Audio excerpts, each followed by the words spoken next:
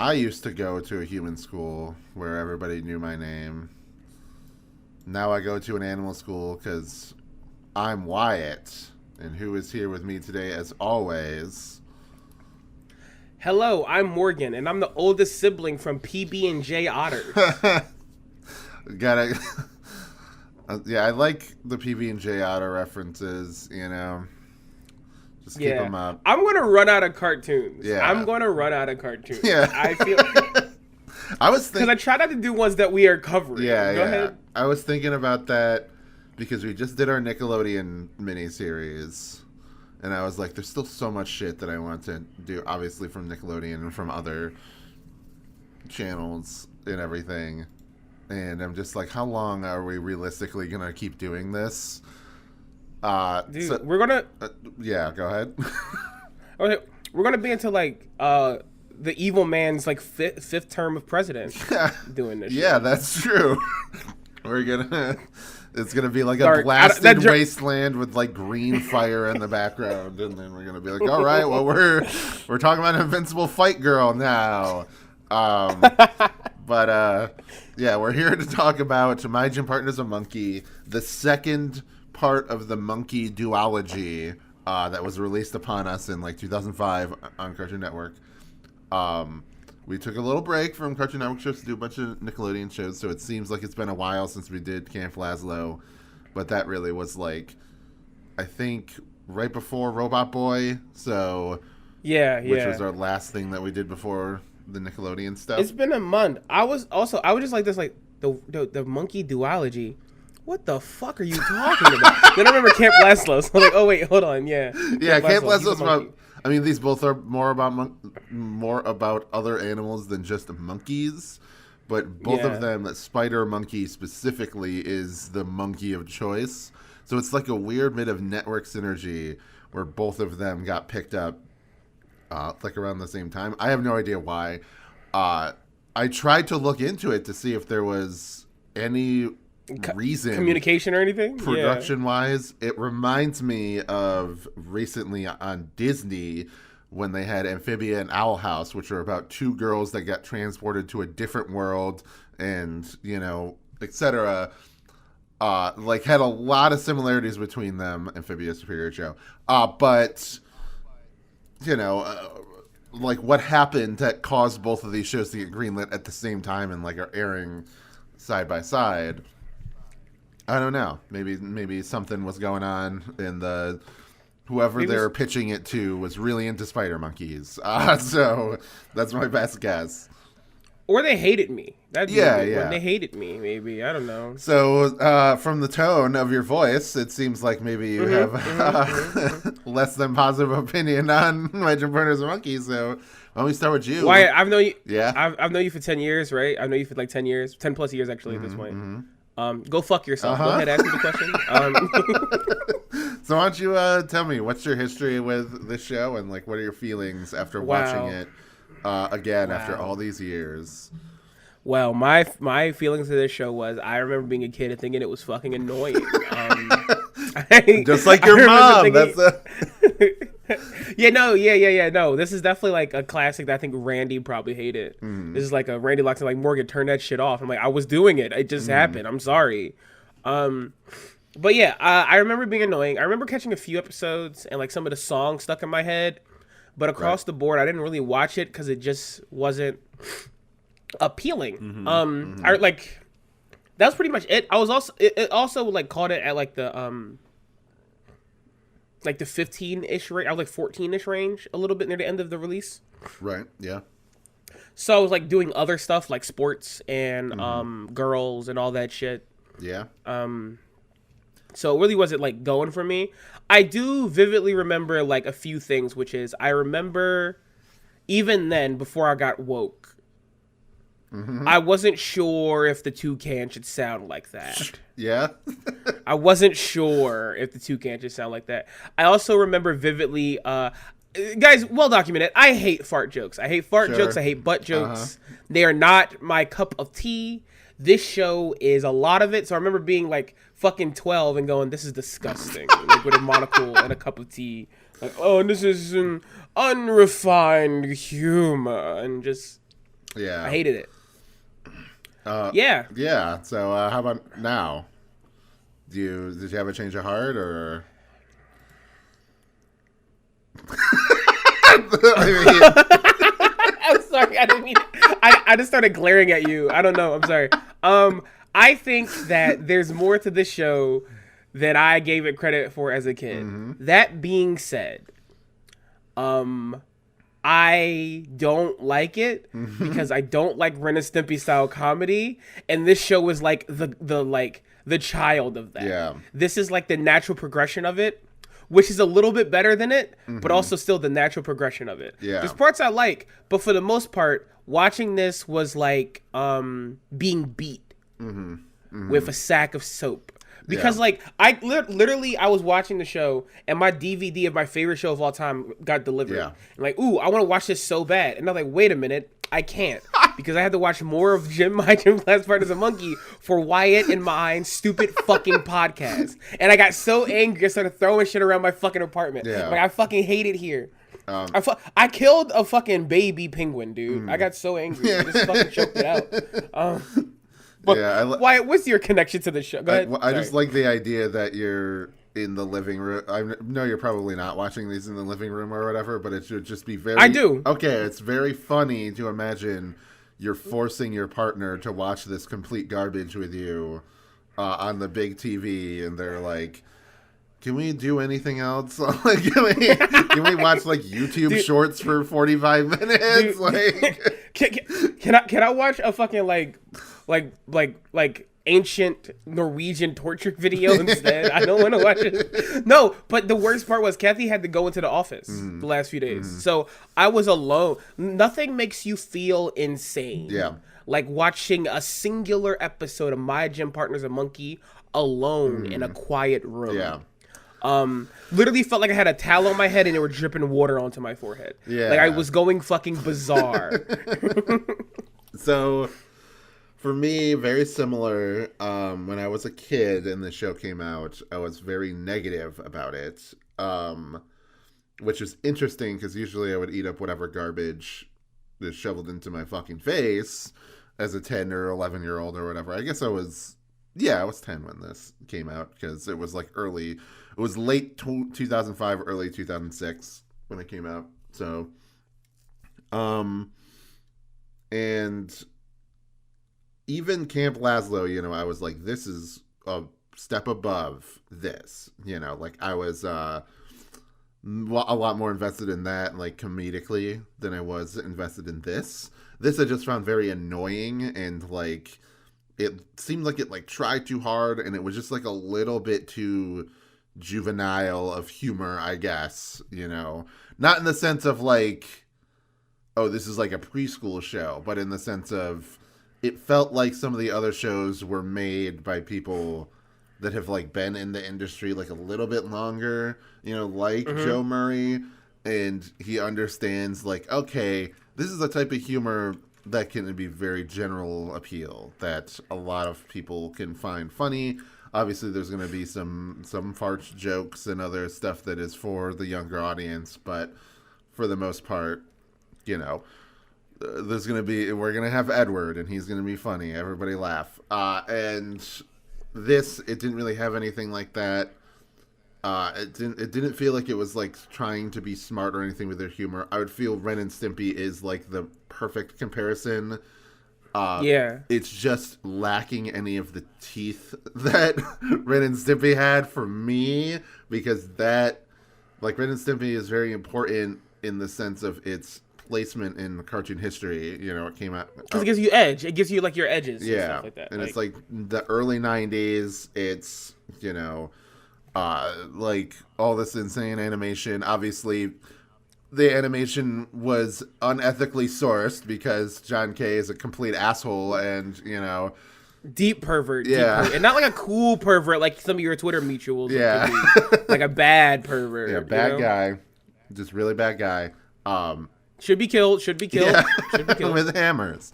But, and I'm not going to say the two creators, Julie McNally Cahill and Timothy Cahill, are bad people or whatever, you know, No. or are untalented or whatever. It's just that this is the first show that I know that they were like really involved in on a show making level, and then their second show is like a Littlest Pet Shop show that aired on the Hub that I don't think anybody on Earth watched. So that's I think like, and this is not me judging them again, I do think like some of the more bizarre people that were into My Little Pony got into it.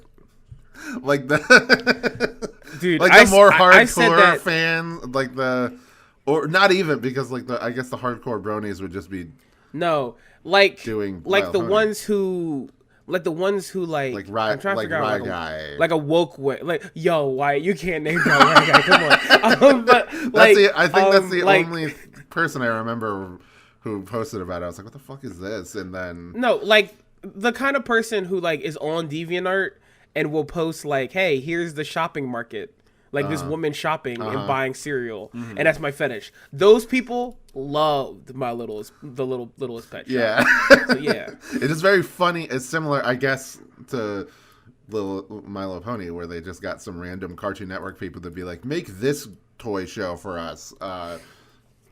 But you know, anyway, coming back to it after all that time was interesting because I did a video on it a few years ago, and it was definitely a video where I talked about that I enjoyed the show, but I tried to make clear that it wasn't like a good show or a great show. It was just something that like I grew past like that childish feeling of, oh, I'm too good for this, and kind of can't relate. Yeah, well, yeah, I'm getting there. You know, I still feel like my Camp Lasso video holds up pretty well, and it pretty much represents my current feelings on the show. And only over time have I grown like more fond of the show. This is a show that I've really not grown more fond of over time, and I've kind of been like, what was I cooking? When I think about like the video that I made. So I won't say that it's bad, in the like overall completely bad. It's mostly bad, but it is. But there are like funny moments or characters in there, and I think in general, there's like hot spots throughout the show where it's like, okay, these are some funny episodes or these are some funny moments. But for the most part, I remember even back when I watched it for the review, feeling a distinct lack of like, we don't give a fuck, who cares by the end of the show. Like by the time you get to like season 4, it was like so obvious that everybody was so checked out. Dude, it's like 9 fourth wall breaks in season 4. They don't give a fuck no more. They're like, who gives a shit? And that just kind of like, that really annoys me, as you'll probably learn with cartoons, is that when you get to the final season and they don't care at all, like it's just the production has broken down so much that the people making it cannot wait to move on and do something else. It's just like they're so sick of the show and they're like angry at you for being invested in the show. You know, you dumb bitch watching this fucking slop we're making. You should die. Yeah. Like, damn. Damn, my gym partner's a monkey. So yeah, that's where I'm at. Like, didn't like it. Kind of liked it revisiting it, and then now I'm like, no, I don't like this. Like, I feel like I've seen too many good shows. That, like throughout watching, I mean, we've watched a lot of garbage, right? Like, this is nowhere near as bad as Robot Boy. This at least has like, humor in it, like that I can be like, okay, this joke made sense in my brain. It's also less racist than Robot Boy. Like literally, I think if you listen to that episode, I can't stress enough how racist Robot Boy is. It's not like a Morgan's woke thing. It's like you watch it and you could be like a Republican and go, I don't know which one of those voices. Like you would go, I don't know, but this show, I think the biggest issue with the show is that someone gave Tom Kenny money to play a character I hate. Like just like. There's nothing fun about Jake the Spider Monkey. I don't know. I know, like, Morgan hates fun. Dude, that motherfucker has to go. Yeah. Jake, he just seems like such a committee character, you know? Like, oh, he's his hat. Spider Monkey, the backwards hat, t-shirt. He's like a Diddy Kong kind of character, I guess. Like that's sort of like, oh, we're gonna make like a cool character that's to be, you know, this like companion to Adam. You know, when I think of like the other Spider Monkey show, Camp Laszlo himself, you know, he's a more like he is definitely in the Joe Murray art style. So he doesn't necessarily look exactly like a spider monkey, but, you know, he has like a very protagonist design, and maybe it's like a little bit generic, but he's like a very friendly, you know, like you immediately see him and you're like, yeah, this is a guy that you could see poking his nose into other people's business and becoming friends with them and that kind of stuff. With Jake, he's just like, what if you're an annoying, like, burnout fucking douchebag roommate or whatever, like that's the like from 2005, like it's just that exact vibes. Dude, what if the worst piece of shit you knew didn't wear pants? Yeah. And like what if that was like his personality trait, that he didn't wear pants and his ass was out, and he kept putting his ass. Let's get in. Jake is kind of like uncomfortable. I feel uncomfortable the way he touches Adam and puts his ass on him. Yeah. I feel like this is bad. This is the way he touches that. Just saying that reminds me of that tweet that's like, oh, the reason that Ferb is so quiet is because Phineas is touching him too much. Like, dude, Phineas, you're overstimulating Ferb, you piece of shit. Stop it, dude. But yeah, so. Oh, wait, before we go. Okay. Ferb doesn't talk that much because he has aura. Ferb doesn't need to talk. First of all, Ferb has aura. He's a fucking Giga Chad alpha. He doesn't need to. Anyway, let's go. Sorry. So I have to defend my nigga Ferb. So the premise of the show is very stupid in an intentionally stupid way. I do appreciate that, even if part of me is still like, this is stupid. That it's like, okay, they're leaning into how dumb it is that somebody with the name Lion as their last name would get accidentally transferred to an animal school, so you can have like the fish out of water thing with a human being amongst animals. And so we're introduced to Adam Lion, who is maybe one of the bigger pussy cuck protagonists that we've gotten in Cartoon Network. Fucking dumb beta child. I literally, if I was there, I would simply subjugate the animals to my whim as a human. I don't know what he's doing. I would, like, you have opposable thumbs and a larger brain. They should be listening to you by tomorrow. Come on. Yeah. Fucking oh yeah. The phrenology stuff must go fucking crazy at this school. Like that's the dude. They mention it a lot actually. There's like a few episodes that go, "Hey guys, I get the joke." Maybe not. Like, I get it. They're animals, so literally these things are true, but also you're gonna, like, there's an episode where Jake's dad is like, Jake, don't be friends with humans. They're dirty creatures, and they're loud, and they're messy, and they ruin neighborhoods. And I'm like, guys, come on. This isn't, I get the joke. This isn't a good one. Yeah. I don't know if we should be making this joke. Yeah. Adam's voiced by Nika Futterman, who we previously talked about in Mike Lunog a while on the island back.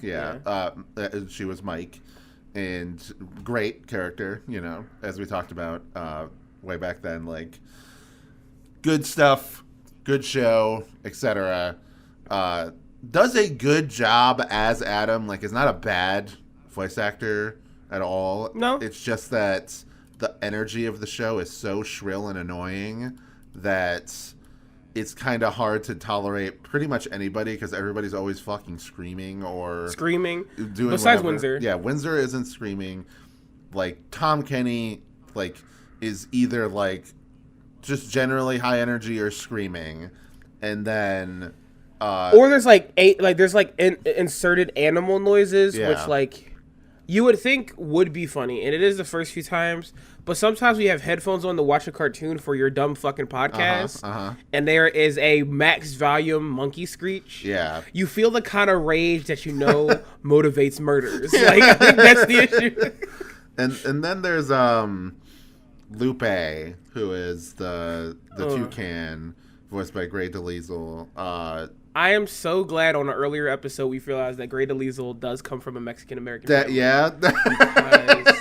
That's why I was like, under the impression she was a white woman. I was like, But she's not. It's fine. And she is the type of character that she is, you know, maybe not. She's not the loud most and abrasive. Yeah, maybe not the most sensitive. Maybe they could have dialed it back just a little bit. She also does play Ingrid, which is the giraffe, who is like the shy, nerdy giraffe girl who has a crush on Adam. Yeah, you're gonna say something a little bit more graphic at first, and then you can't prove that in court, you piece of shit. I said she has a crush on Adam. Yeah. I think there is some weirdness there because I think for the most part, Adam is like, you guys are animals, right? Yeah. So it's weird whenever Ingrid's like, "Hey, Adam," and Adam's like, he's so visibly aware these guys are animals and they go to a zoo. So I'm like, Adam, you should call somebody. This is not appropriate. Yeah. Yeah, I do. That's like kind of funny and very sad that like the entire time Adam is like painfully aware that he's like, I don't belong here. You're all animals. I'm superior to you, etc. Like he's just like complete. He's like. Like, yeah, he's fucking. Yeah. Go ahead. Sorry, I'm gonna say fucking Andrew Tate listening podcast piece of shit. Just like, I'm better than all of you. You are simply zoo animals. Yeah. But like, it's true. It's true in this one case. He's not like just a shithead. And there's just this one girl that is in love with him, but can never have him because he's like, well, I'm attracted to human women and not to, like, she's just a little bit freaky, so she's into him. Yeah. But dude, what if this was called My Gym Partner's Freaky, and instead of being about your gym partner being a monkey, it's about sucking toes and eating ass? I'm sorry, no one's gonna get that reference but me. Sorry, but I just like, no. But imagine like if there was like a furry that got sent here, like, like, oh shit, this is great. Whoa, dude. But he's not into monkeys, so that's like his punishment. Is that his.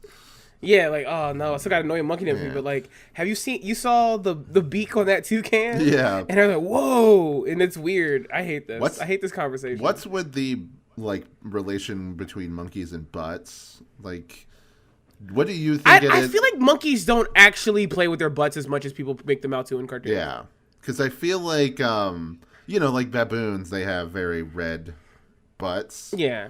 But that's the only monkey that I can think of. And it's also for, like, mating purposes because they, want to have a big red fat pussy so that another baboon will be like, oh, shit, and then go over and fuck it. So, I don't know if I'm comfortable you talking about baboons like this.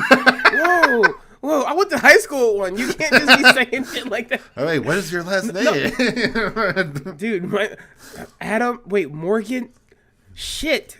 Crocodile, fuck, they're taking me away. No, but I don't know. I just feel like if he was a bonobo, which are like the pervert monkey, then like it would make sense. Like if he was Jake Bonobo, then he should be this perverted, evil creature monkey. That should be killed. Yeah, butt monkey. But yeah, like, dude, it's just very strange, especially because spider monkeys, they're pretty small. They don't really have like pronounced butts, so I don't know. It's just I also want to get stupid for a second. Sure. I hate that they don't keep the naming convention for this stupid fucking show.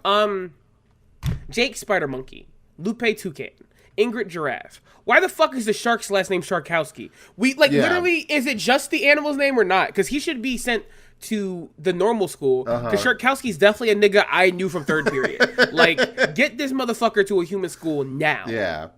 So, speaking of him, Bull. Phil Lamar voicing him. At first, I was like, who is doing a Mike Tyson voice for this character? And then when I learned, oh my god, it is a Mike Tyson voice. And then it's Phil Lamar, and I'm like, okay, that's good. And he's like every single aspect of the show. It's crazy that the show went for fucking 4 seasons because every single aspect of the show is like kind of funny. at first, and then like the next 2 or 3 times you're like, all right, I get it, it's fine, we don't need to run this back. And then it just keeps going. It just keeps on going, and there's just so many episodes that are just the same things over and over again. Adam is just like such an undynamic character that is just, he's just constantly like annoyed or frustrated by the situation around him. He never like learns to accept it or anything. He's like the women be shopping joke, but just like animals be animals. Like that's all he does. And I'm like, nigga, you've been here for 3 semesters. Like, let's lock in a little bit. You know, let's be open to other cultures. You fucking twit. and then Rick Gomez is the final like major actor voicing both Windsor and Slips. And Slips is nothing. We don't have to talk about Slips. Yeah, he is okay.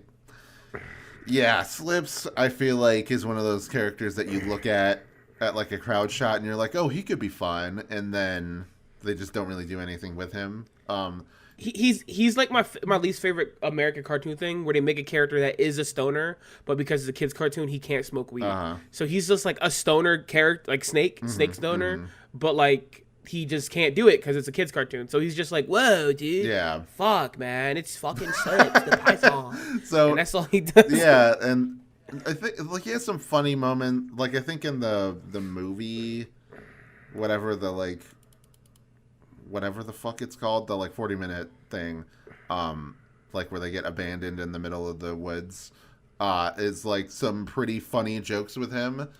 And in general, like I said, there is like episodes and moments and things like that where it's like, okay, this is a really funny joke, boom, you know, and then it's back onto mediocrity.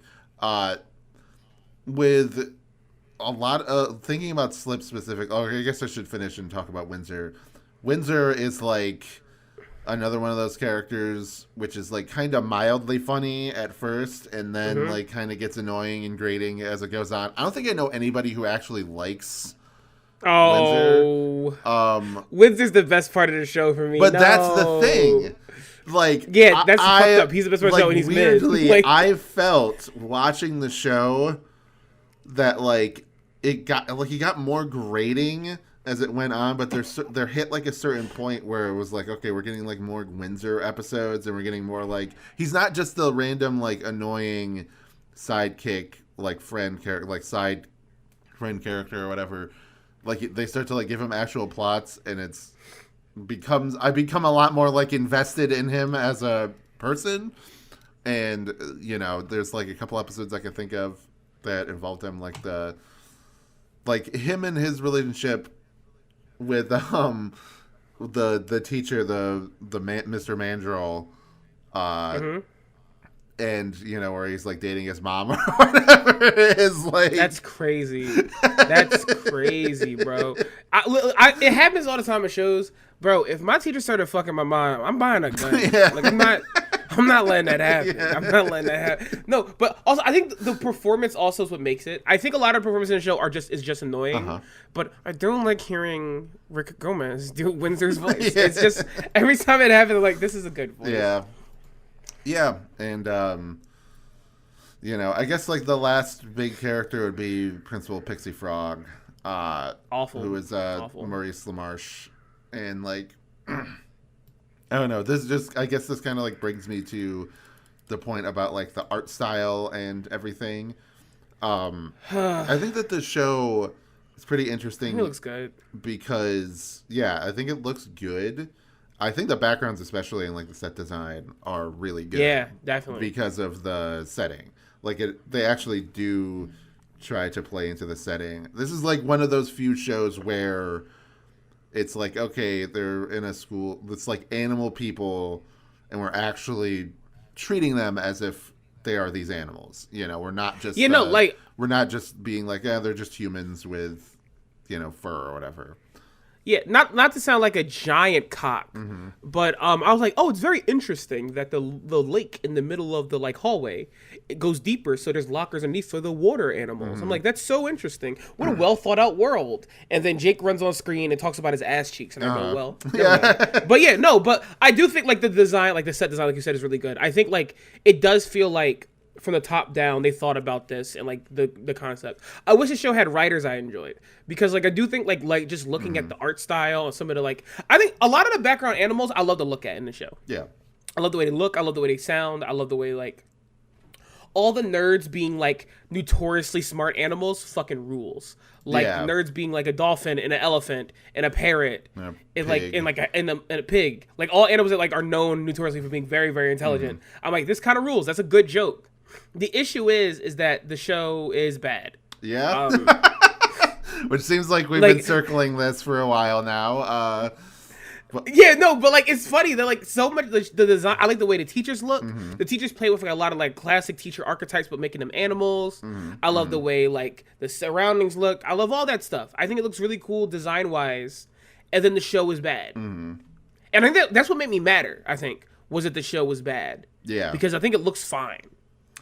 Yeah, because usually bad cartoons have bad art styles. Like, not to be mean to cartoons that are bad, but a lot of bad shows look bad to look at. Yeah, this is very interesting because it is kind of aping, no pun intended, the humor and style of something like a Ren and Stimpy or Billy and Mandy or whatever, and it has that same. First of all, people want to talk about modern cartoons all looking the same.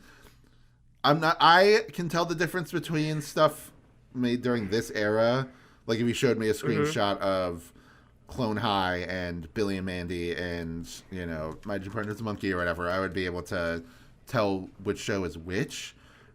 But dear God, I wouldn't blame anybody if they're like going back and watching these shows for being like, why do all these fucking shows? Why does this look like Time Squad and Time Squad looks like fucking Dexter's Evil Con Carne and Dexter's Lab? You know, like.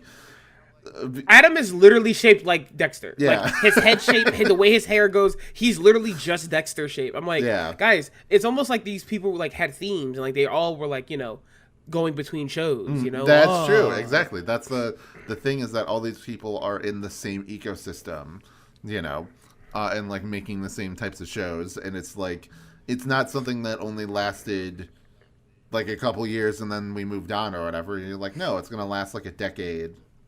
So yeah, progressively it will change. Like over time it will change, you know?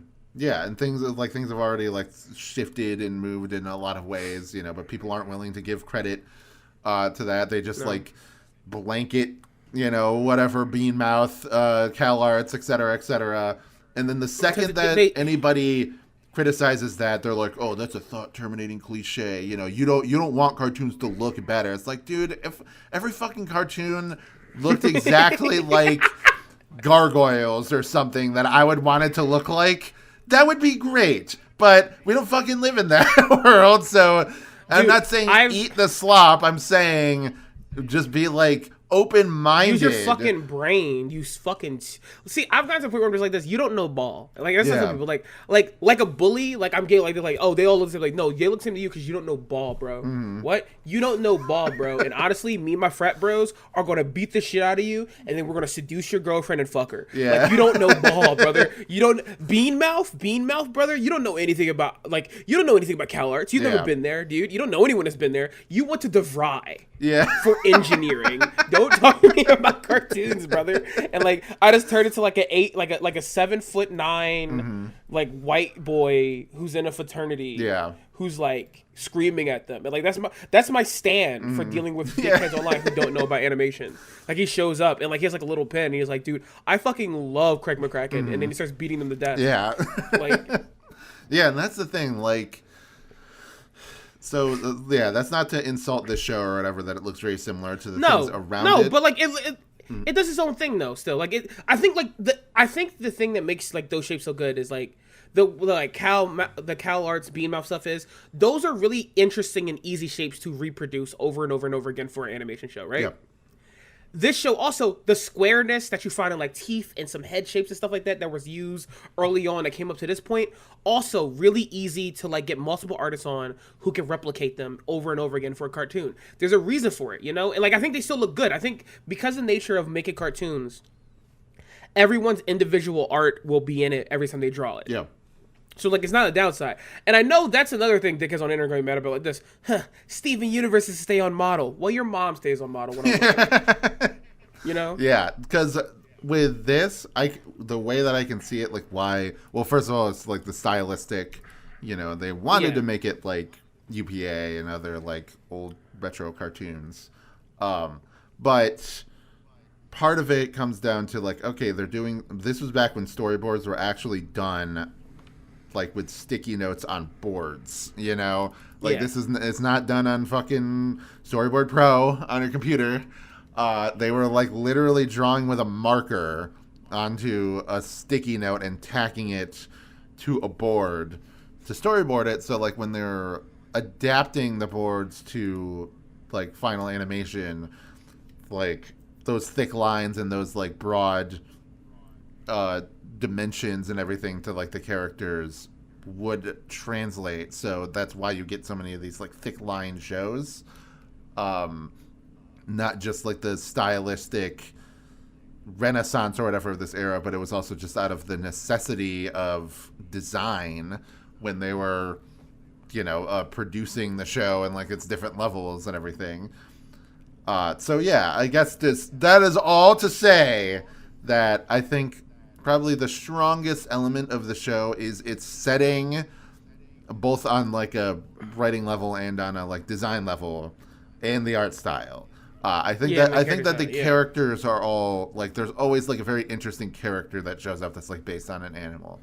Like, oh, there's the really annoying koala girl. There's like later in the series you get like, oh, there's an alpaca that shows up. There's the what is it? Gilbert Gottfried's platypus. Yes, platypus, exactly. That's what I was going to bring up. Hello, dude. We've watched a lot of cartoons. I feel like Gilbert Gottfried's in a few of them already. Mm-hmm. Man, not getting tired of it. I don't know. I like Gilbert Gottfried's voice. He's funny. Yeah.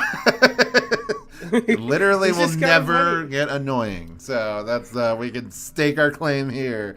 But yeah, so I think in general the show, like, that kind of diffuses a bit of the obnoxiousness, is the desire to like keep watching, to be invested in it. And I think that's maybe why I watched it so much as a kid, even though I had no interest in it. Because unlike you, even though I didn't like this show, I watched like every fucking episode of it as a kid. Yeah, you love slop. You get you get your spoon and you're like, ooh, give me a slop. Like, you love it. So yeah, I'm rubbing my tummy and everything. I watched fucking. And then I see representative like, ooh, I don't like that. I don't like that. You should kill yourself right now. I watched Out of Jimmy's Head. I watched, whatever. Like, I watched all this crap right when it was airing. And, like, this was probably around the time, where I would switch between a lot of the different, kids' networks. So, like, Nickelodeon and Disney and everything. And I'd be like, oh, do I want to watch some Drake and Josh? Or some Sweet Life of Zach and Cody? Or Phil of the Future? Or whatever, Or do I want to watch fucking My Gym Partner's a Monkey? And I am always an animation fan deep down at heart, so I always prefer those to the like live action sitcoms that live action stuff other networks did, which is what I was actually like very sad about seeing real. I'm sure many people. I think most people were. Yeah, I, as a dickhead who loved iCarly and stuff, I was still like, this shouldn't be happening. I don't like this. This Cartoon Network, you fucking. Yeah, dick. Oh, can we talk about the elephant in the room? Not to. Yeah, go ahead. I was watching these episodes, just picking random episodes, and there is a Neverland Ranch episode of this show. Uh-huh. And when I tell you I was befuddled, like, well, this had to come before the trial. It did not. It came after the trial, and a fair bit after. And I'm like, did no one go? This should not guys, I don't know. This should not be in a children's show. Like, ooh, guys, would it be funny if we have like a Michael Jackson stand-in and Adam and Jake go to the Neverland Ranch to meet his pet monkey, and he's like weird with them? And I'm like, I don't know, guys. Yeah. This feels off. Yeah. Yeah, and they do that. And then, like, also, I guess I can't say anything because, like, they have a Mike Tyson shark. Yeah. When he was, like, convicted for, he was, like, charged with domestic abuse. Yeah. Not, like, this is a weird one. Like, I'm like, this is bizarre. Yeah. It's just like one of those things where it's like, in theory, that's fun. Like, if any other show did it, I'd be like, okay, yeah, that's funny. Why not? Just go for it. That's like a thing that exists and you're gonna do or whatever. but in like I don't know. I feel like maybe I'm being too pearl clutchy, but it's like, maybe try not to do that in a kid's show. Not to like warp the minds of children or whatever, but just because it's like, maybe the like, are they gonna get molested plot is not the best thing to have like in a kid's show, and I have no idea why a network. I guess things were just fucking way different in 2005 because the thing is, though, for the first 4 minutes of the episode, he's weird with Adam, and Adam's super excited to meet him. Mm-hmm. And, like, they're there, and then for the rest of the episode, Adam's no longer with him, only Jake's with him. Yeah. And I'm like, listen, I think there is a smart play here having the human child away from him. Yeah. However, I don't think having the monkey child with him, if feeling uncomfortable, like, this guy's insane, is the play. Like, I don't think you're pro-clutchy. I think just like a... Guys, look. Like, if this episode happened nowadays, there's at least a degree of separation. I still wouldn't want you to do it, but like, oh, well, they're adults now. Maybe they work through it. These guys were kids at the time of when you made this episode. Like, maybe we shouldn't do this. Because with a victim, like, come on, guys, what the fuck are we talking about here? What are we doing? It's insane. But, like, also, it's, like, not in the plot of the show. Like, I get it, like, oh, he has a pet monkey. I don't know if that's, like, enough. Like, we could have just made another episode about, like, hey, what's Windsor doing during third period? Yeah, like, I don't think we needed to get, like, a fucking whole deal happening here. Also, Michael Jackson had a chimp, not a monkey. But, Also, very unethical that he had a pet chimp, by the way. Yeah, that's the main joke, actually. The main joke is, like, that it's unethical that he had a monkey. Yeah. And I think that's pretty funny. It's just, like... very, like, I don't know. That's, yeah. It's bad. That's a very weird thing. I guess. Would you say that that's like, because I didn't get to that episode, or I didn't see it out of the ones that I picked. Like, what season is that in? Do you remember, like, off the top of your head? Because I could honestly see that being like just in the middle. It's like 2 or 3. Yeah, I think. that's what I was gonna say. Like, I could see it not being like towards the end where they're like, we don't give a fuck. I feel like that's too high concept for them to have bothered in one of the later season episodes. Season 3. It's season 3, episode 8. Yeah, that's what it is. Yeah. Okay. I do want to ask, just so we can. What if you were at this school? What animal would you be? And this is not me backdooring for Soda Talk. I'm curious what animal you would be if you went to the school. I went to the school when I'm thinking about what animal I would have been like when I was in school. Like what a fucking bizarre way to get there. I get it, but so I think maybe a rhino, just because I was very like. I don't know. Maybe rhinos. They're kind of like low energy. I wasn't eating a lot, and I was, not sleeping a lot either. So, but I was also like very big and tall, and I had a beard and everything. So and a horn. Yeah, and a horn. It's crazy. Like. That I was going like, yeah, let's just do a vibes. And you just gave like a really thoughtful answer. Yeah. I feel like a dick. Yeah. I feel like you're like, I was low energy and I was feeling the melancholy of middle and high school. And I was like, fuck. Well, yeah. I was going to say something funny, but shit. But yeah, what's your choice? I think I want to be an eel, I think. Mm-hmm. Like, my persona that I gave a shot to, then I realized I wasn't a furry, was a giraffe. Right, so, like, Ingrid. But Ingrid has kind of ruined giraffes for everybody, right. I think. How do you feel about Ingrid compared to Nina from Camp Laszlo? Nina rules. Yeah, I agree. Because Nina's bizarre. Yeah. But, like, yeah, but I think it'd be like an eel, because I do want to be in the underwater classes, because I think it just seems neat down there. Yeah. I would say, in general, that I find...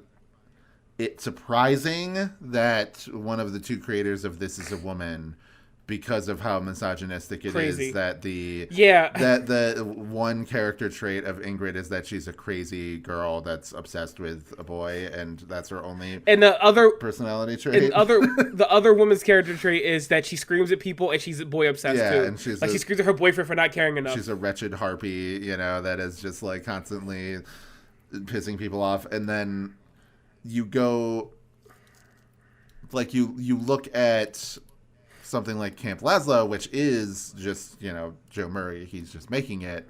Maybe because he's a trans ally king, as we learned in the Rocco movie, is that he was just always woke. So he was just like, all right, the Squirrel Scouts, they're these like three defined characters. Cool. Like, yes, Patsy has a crush on Lazlo, but it's not her whole deal. Yeah, exactly. It's not like she has like a lot more of a like devious nice girl vibe to her, is kind of her more present character trait. And then I think of characters like Helga and Hey Arnold, who obviously she is obsessed with Arnold, but that's like woke. Again, like they like take it so seriously in that show. They like really explore the psychology of that character in that show, that it loops back around to becoming good. It's not just like a lazy character trait of like, haha, wouldn't it be funny if a girl was like obsessed with you and you're like, not now, get off me. No, but like it talks about like her issues with like intimacy and like showing that she has like feelings and stuff like that because of the household she grew up in. She grew up in a household with like a very like workaholic, kind of overbearing father and a deeply, deeply sexy alcoholic mother. So like I think like just like I think personally that having a mother who is an absolute fucking smoke show, but also can't function without 3 bottles of wine, can take a lot of pressure on someone. You know, like you ask yourself, like, does my mom care about me? Will I be as hot as my mother growing up? Will I be as sexy as my? But like, yeah, I'm sorry. No, but like you're right. Like I think that's like the thing. Like there's ways to go about it. I also think that like my favorite episodes of Hey Arnold are about Helga, and Arnold's not even important. Like I think about her sister, who is again, absolute fucking smoke show. Wait, connection here. Nika Fetterman voices Olga. Yeah. Boom. Yeah. Also, they are like so European. Yeah. Olga and Helga. God, Pataki. Yep. Damn. So dude, they got those fucking Polish names. I'm so pissed that we didn't pick Hey Arnold. Because I want to talk about Helga's sexy sister so bad. I just got overcome with pure lust. Like, just pure lust is just overtaking me. Part of me wants to do, like, occasional, like, guide-in episodes, like, side episodes or whatever, where we just are like, whatever, we're doing a random cartoon. Yeah, when you're on the manga site. Yeah. When you're on the manga site for Cartoon Buffoons, it's like chapter 42.5. Yeah. Like, that's the thing. And we're just like, all right, we're doing this now. We're doing Clone High or whatever. We're doing, Metalocalypse, which is what I've been watching recently. Very good. Yeah. And go ahead. Metalocalypse is pretty good. I was gonna say, no, I don't know if I want this on recording.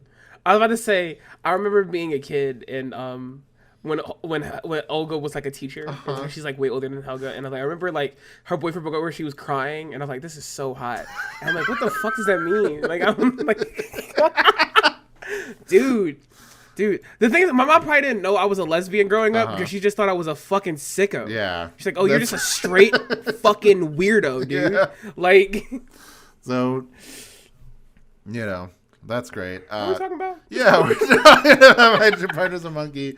I think I remember back when the very first episode of the show aired, and I was like, I didn't like that, and then I kept watching it. I don't know. It's just there's something like transfixing about this show, and that's like its biggest draw to me, is that like literally I've spent nothing but like this entire duration of this podcast just like roasting the shit out of the show and just being like very dismissive and everything, even though like I made like a very like thoughtful, heartfelt video about like my complex feelings about the show. And I'm not necessarily saying I don't agree with that video anymore. It's just I think both things can be true. I think that it is like a show that does have a lot of positive qualities to it, and it's worth focusing on that if you're trying to do a video that's like getting people to understand why you would like something.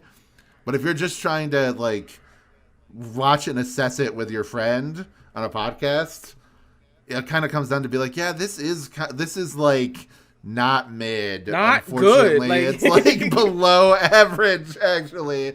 So, like, we've done mid, like, you know, Mike Lunaga or whatever. Time Squad. And Mike Lunaga, I actually think is better, really good. But, we've done, like, Time Squad and fucking shit like that. And we've been like, oh, yeah, you know, yeah, it's good or whatever. We didn't have... The thing is, yeah.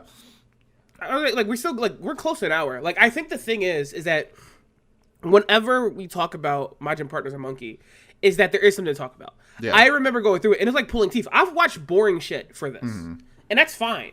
This show, I gotta say, isn't boring. Yeah. Even though sometimes it's like being beat, I don't think it's boring. And I think that's like the thing. The worst thing a show can be really is boring to me. Like one way or the other. Like the episode I remember vividly is that it's an episode we didn't talk about because we don't need to. There's an episode where they meet a hyena kid. And they add in hyena laughing, like that they just take real hyena laughing. Yeah. And it's the most aggravating fucking shit I've ever heard in my entire life. But at least I have an opinion about it, you know? At least I can think about that, and that will never leave me. It's the kind of show that like isn't good, but you remember it. And I think that's like neat in itself. Fucking the cartoon Buffoons guarantee wasn't very good, but I think about it because it annoyed the shit out of me. Like, yeah. I don't know.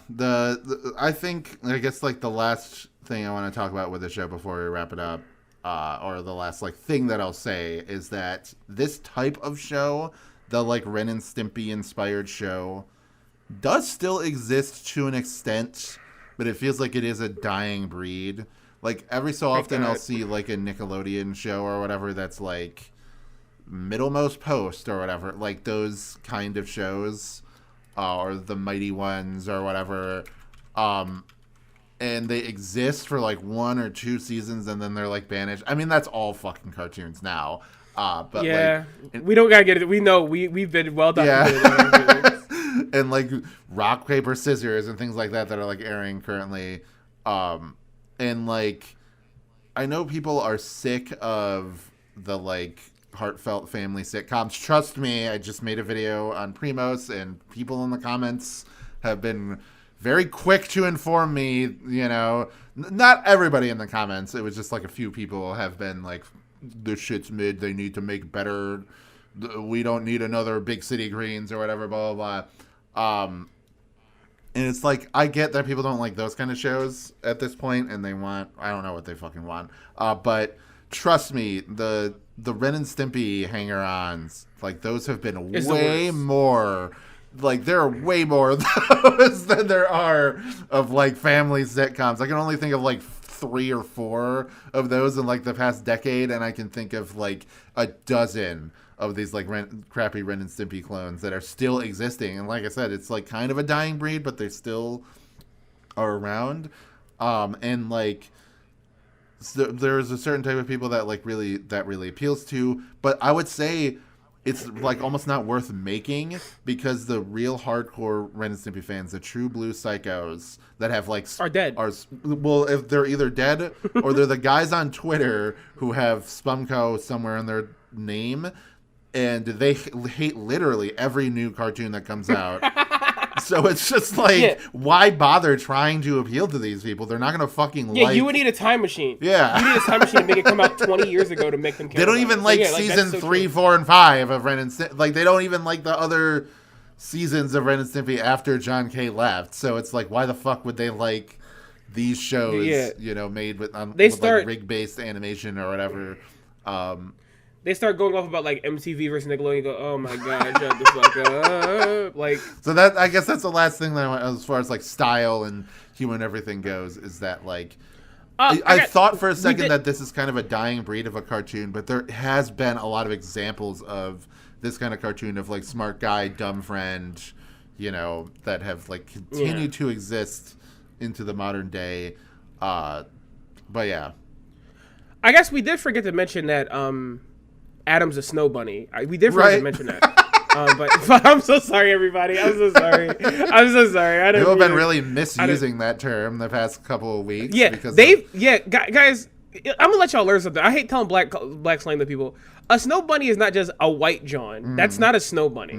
You know, it's a white John that is made for the consumption of black Johns. That is a snow bunny. And by the proxy of definition, to be honest, it's usually a woman, but I'm equal opportunity snow bunnying. By the definition, Adam Lyon is a snow bunny. So the only girl he likes to show is a black girl who are they dating? It's like they're like vaguely dating by season 4. Yeah, because they it's one of those things where it seems like they're both into each other, but like he's way too self-conscious, so he never like makes the first move. And he goes to like an animal school for like freaks. And animals. Yeah, very similar to like in the Goofy movie with that girl in it. Another very black movie. Yeah, you mean Roxanne? Yeah. You said that girl. I should fucking kill you. What the fuck? What do you mean that girl, dude? Dude, the baddest John on earth, dude. I forgot she was the dog. Yeah. That shit was crazy when I was growing up. But oh yeah, that movie. Oh, it's had like an anniversary recently. That's why like I've seen people posting like eye to eye, and I'm like, fuck yeah, dude. Yo, I don't want to expose it, but like the guy that the person that sings Eye to Eye, Tevin Campbell. When I was working at fucking Target, one of my coworkers who's younger than me like this, I'm named Tevin after him. My mom loved the Goofy movie. Fuck yeah. And I was like, the Goofy movie is not that fucking old. Come to find out, 1985. It is. So that means that she saw that movie and named her first child after the singer from it. That's crazy. That's fucking insane. I was like, no fucking way. Man, yeah. But that was a good year for movies, 1995. Really first good. of all, dude, I was born that year, so that was pretty good. Dude, Toy Story came out that year. Let's talk about the Goofy. Yeah. This is what I'm saying. on. We need to do like guided episodes where you can just be like, oh, let's talk about whatever. Like, let's just do, whatever. Like, I wanted to do that. Like, I had the Patreon thing, but not enough people are signing up for the Patreon, so we haven't gotten to $100.